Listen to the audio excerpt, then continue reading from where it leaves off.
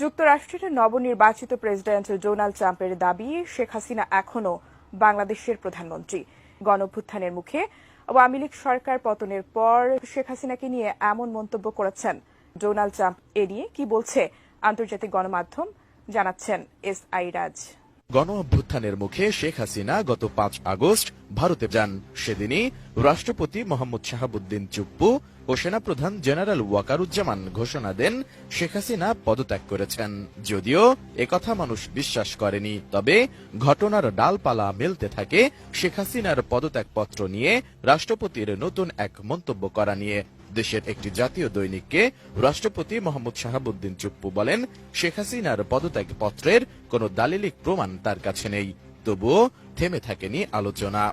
সবশেষ যুক্তরাষ্ট্রের নবনির্বাচিত প্রেসিডেন্ট ডোনাল্ড ট্রাম্পকে শুভেচ্ছা জানানোর সময় শেখ হাসিনা আবারও তাকে বাংলাদেশের রানিং প্রধানমন্ত্রী বলে দাবি করেন। তবে নেটিজেনদের প্রশ্ন, শেখ হাসিনা বাংলাদেশের রানিং প্রধানমন্ত্রী মীমাংসিত বিষয়টি বারবার কেন আলোচনায় আসছে? এদিকে শেখ হাসিনা এখনো বাংলাদেশের প্রধানমন্ত্রী বলে ট্রাম্পের একটি দাবি সম্বলিত বক্তব্য সামাজিক যোগাযোগ মাধ্যমে ভাইরাল হয়, জানিয়েছে বার্তা সংস্থা এএফপি। বার্তা সংস্থাটি 20 নভেম্বর এক প্রতিবেদনে একথা জানিয়েছে।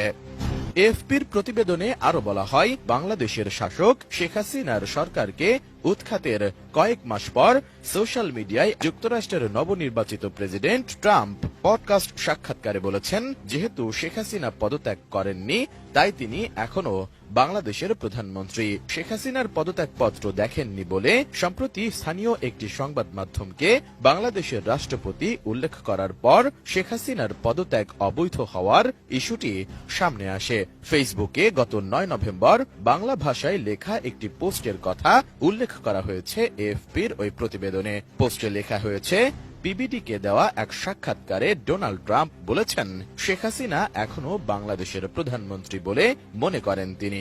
বাংলাদেশ সরকারের অবৈধ দালালদের উদ্দেশ্যে ট্রাম্প বলেন, যারা বলছেন শেখ হাসিনা পদত্যাগ করেছেন তারা আমাকে পদত্যাগপত্রটি দেখান।